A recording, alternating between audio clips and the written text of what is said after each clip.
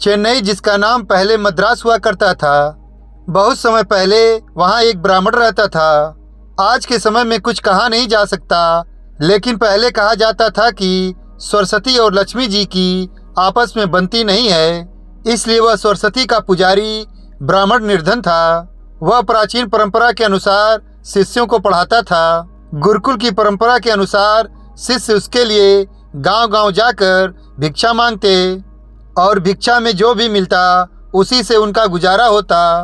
ब्राह्मण की पत्नी को बच्चा होने वाला था। ऐसे में ब्राह्मण की पत्नी को चिंता होने लगी कि उसकी संतान का पालन पोषण इतनी गरीबी में कैसे होगा। इसी बात को लेकर वो अक्सर ब्राह्मण को उसकी गरीबी के लिए ताने मारने लगी। वह कहती, न जाने मुझे किन कर्मों की सजा मिली है, जो मेरा विवाह मेरे पिता ने एक कंगाल से कर दिया। ब्राह्मण को ये बात अच्छी न लगी। ताने सुन सुनकर वह परेशान हो चुका था। फिर एक दिन उसने एक फैसला लिया और अपने सबसे प्रिय और सूझवान शिष्य को बुलाकर सारी जिम्मेदारी उसे दे दी। इसके बाद 4-5 महीने में लौटने का आश्वासन देकर धन कमाने राजधानी चला गया। ब्राह्मण के चले जाने के बाद उस शिष्य ने अपनी सारी जिम्मेदारियां ईमानदारी के साथ निभाने लगा। आसपास के गांव के लोगों को जब ब्राह्मण के जाने का पता चला तो सब लोगों ने मिलकर ब्राह्मण के यहाँ अनाज और ज़रूरत का बाकी सामान भिजवा दिया। आश्रम में बाकी शिष्यों को वह शिक्षा देने लगा। इस तरह सब कुछ सही रास्ते पर चलने लगा। एक रात ब्राह्मणी ने एक पुत्र को जन्म दिया। दरवाजे के पास खड़े शिष्य को जब यह बात पता चली तो उसने सोचा कि आगे क्या क्या करना है, इसके बारे में गांव के बुजुर्गों से सलाह लेनी चाहिए। वह जाने ही वाला था कि इतनी देर में वहां एक दुबला पतला ब्राह्मण लाठी के सहारे चलते हुए आया। उसकी वेशभूषा देखकर शिष्य को लगा शायद वह कोई भिखारी है। शिष्य बोला, ओ बाबा, कौन हो तुम? आधी रात को यहाँ कैसे आना हुआ? अभी ये मत पूछो कौन हूँ मैं, मुझे कुछ काम है, बस तुम मुझे अंदर जाने दो। उस दुबले पतले ब्राह्मण ने जवाब दिया, ऐसे कैसे जाने दूं? कम से कम अपना परिचय तो दीजिए। और भला आप इस स्थिति में एक असहाय स्त्री के पास कैसे जा सकते हैं आप? शिष्य दरवाजे पर रास्ता रोके हुए खड़ा था। ब्राह्मण ने हंसते हुए जवाब दिया, तो सुनो, मैं विधाता हूँ, सबका भाग्य लिखने वाला। आज यहाँ बच्चा पैदा हुआ है तो बस उसी का भाग्य लिखने चला आया। भाग्य लिखने वाले को कौन रोक सकता है भला? इतना कहते हुए वह ब्राह्मण हंसते हुए शिष्य को हटाकर अंदर चला गया। जब वह बाहर आया तो उस शिष्य ने उत्सुकता से पूछा, महाराज, फिर क्या लिखा है आपने मेरे गुरु भाई के भाग्य में? आज तक विधाता ने किसी को बताया है क्या कि उन्होंने किसके भाग्य में क्या लिखा है? परंतु शिष्य भी उसे ऐसे नहीं जाने देने वाला था। पीछा न छोड़ते देख ब्राह्मण विवश होकर बोला, यही जानना चाहते हो न कि क्या लिखा है? तो मैंने ये लिखा है कि ये लड़का हमेशा निर्धन ही रहेगा। इसके पास घर में एक गाय और एक बोरा अनाज के अलावा कुछ भी नहीं रहेगा। कितना भी परिश्रम कर ले यह धन नहीं कमा पाएगा। इतना कहते ही वह ब्राह्मण वहां से चलता बना। शिष्य को उसके इस व्यवहार पर बहुत गुस्सा आया, परंतु वह ब्राह्मण अब जा चुका था। कुछ महीने बाद गुरुकुल का ब्राह्मण लौट आया। आकर उसने देखा कि सब कुछ सही ढंग से चल रहा है तो उसे बड़ी प्रसन्नता हुई। अपने साथ वह काफी धन कमा कर लाया था। अब उसे किसी बात की कोई चिंता न थी, इसलिए उसका जीवन अब हंसी खुशी गुजरने लगा। लेकिन यह खुशी ज्यादा दिन तक न टिक सकी। सब धन खत्म हो गया और कमाई का और कोई साधन न होने से एक बार फिर गरीबी आ गई। अब ब्राह्मण का परिवार 2 साल पहले वाली हालत में आ गया। इस बार फिर ब्राह्मणी को बच्चा होने वाला था। ऐसे में जब ब्राह्मण ने शिष्य से अपनी स्थिति के बारे में विचार विमर्श किया तो शिष्य ने उसे फिर से राजधानी जाने की सलाह दी। ब्राह्मण पहले की तरह अपनी सारी जिम्मेदारी अपने उसी बुद्धिमान शिष्य के कंधों पर छोड़कर राजधानी चला गया। सब कुछ वैसे ही चलने लगा जैसे पहले चलता था। फिर से गांव के लोग अनाज व जरूरी सामान दे गए। समय आने पर ब्राह्मणी की कोख से एक कन्या ने जन्म लिया। जब शिष्य को इस बात की खबर हुई तो वह अपनी गुरु बहन को देखने के लिए गया, लेकिन उसके पहुंचने से पहले ही वहां वही दुबला पतला ब्राह्मण पहुंच गया था जो खुद को विधाता बताता था। उसे देखकर शिष्य को गुस्सा तो बहुत आया, परंतु वह कर भी क्या सकता था। जब वह ब्राह्मण बाहर निकला तो शिष्य ने पूछा, कहो महाराज, अब कौन सा चक्रव्यूह रच कर आए हो? अरे भाई, गुस्सा क्यों होते हो? मैं तो यहाँ बस अपना काम करने आया था। सबका अपना काम है, मेरा ये काम है, इसमें मैं क्या कर सकता हूँ? चेहरे पर व्यंग्यात्मक मुस्कान लिए हुए ब्राह्मण ने कहा, अच्छा महाराज ठीक है, मगर बताओ तो सही, आखिर मेरी गुरु बहन के भाग्य में क्या लिखा आपने? इस लड़की का विवाह नहीं होगा, हाँ, लेकिन इसे देखने वाले बहुत आएंगे, फिर ये भी सारा जीवन कुंवारी ही रहेगी। इतना सुनते ही शिष्य को गुस्सा आ गया और उसने गुस्से में उस ब्राह्मण को वहां से भाग जाने के लिए कहा। ब्राह्मण पहले की भांति मुस्कुरा कर चला गया, लेकिन उस शिष्य के मन में अशांति दे गया। वह सोच में पड़ गया कि अगर ये सच में विधाता है तो उसके गुरु भाई और बहन का भविष्य क्या होगा, कैसे कटेगा उनका जीवन। खैर, धीरे धीरे समय बीतने लगा। 1 साल, 2 साल, 3 साल करते करते कई साल बीत गए। शिष्य का गुरु यानी कि ब्राह्मण वापस नहीं आया।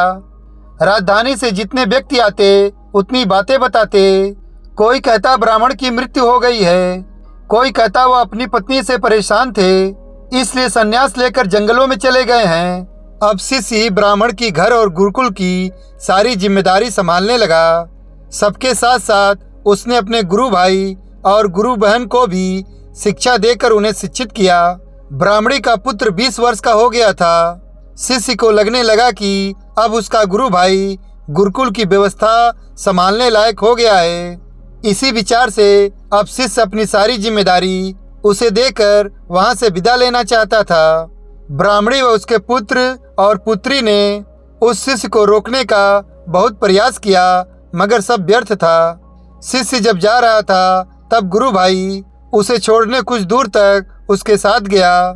जब गुरु भाई आशीर्वाद लेकर वापस लौटने को हुआ तब उस शिष्य ने उससे कहा, भाई मैं जा रहा हूँ, मगर जो मैं अभी तुम्हें 2 बातें बताऊंगा उस बात का ध्यान रखना। पहला, कभी भी अपने घर पर अनाज से भरा हुआ बोरा और दूध देने वाली गाय मत रखना। अगर तुमने दोनों रखे तो तुम सारा जीवन निर्धन ही रहोगे। दूसरा, जब भी कोई व्यक्ति तुम्हारी बहन के विवाह के संबंध में बात करने आए तो उन्हें 100 सोने की मोहरें लेकर आने को बोलना, और जब वो 100 मोहरें तुम्हें दे दें तभी अपनी बहन उन्हें दिखाना। लड़के ने वैसा ही करने का वादा उस शिष्य से किया और वापस आश्रम लौट आया। अगले ही दिन गांव के एक पुरोहित के यहाँ से एक दुधारू गाय और एक बोरा अनाज उस लड़के के घर भिजवा दिया। लड़के ने उसी समय गाय और अनाज का बोरा बेच दिया। उसके अगले दिन फिर किसी ने एक बोरा अनाज और एक दुधारू गाय भेजी। लड़के ने फिर वैसा ही किया। अब आए दिन ही गाय और अनाज के बोरे आने लगे। लड़का उन्हें अपने वादे अनुसार बेचता गया। इससे उसका भाग्य बदल गया और जल्द ही वह अमीर हो गया। थोड़े ही दिनों में उसकी बहन के विवाह की उम्र भी हो गई थी। विवाह के लिए कई लोग लड़के को संपर्क करने लगे। उस लड़के को अपना वादा याद था। उसकी बहन को जो भी देखने आता वह उससे 100 स्वर्ण मुद्राएं ले लेता। इस तरह वह और भी धनी हो गया। उसका जीवन सुखमय हो गया।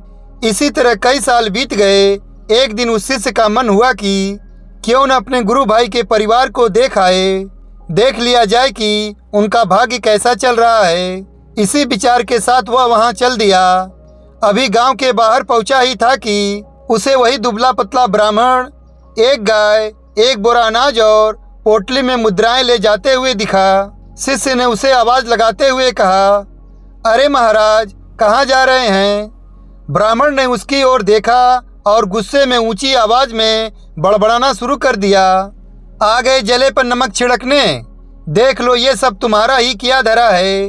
रोज एक दूध देने वाली गाय, एक बोरा अनाज और 100 मुद्राएं देते देते मेरी ऐसी की तैसी हो रही है। दिमाग काम नहीं करता कि तुम्हारे इस चक्रव्यूह से कैसे निकलूं।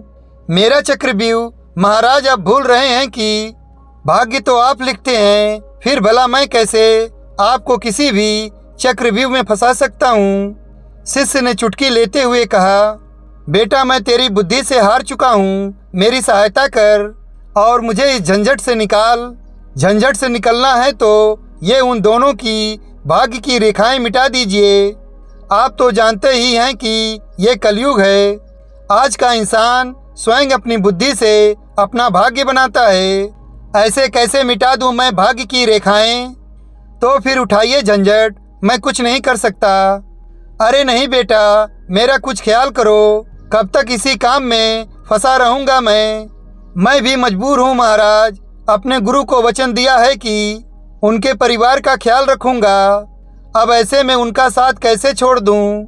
वैसे भी इस दुनिया में कुछ पाने के लिए कुछ खोना ही पड़ता है, और फिर मुझे तो अपनी गुरु बहन का विवाह भी करना है।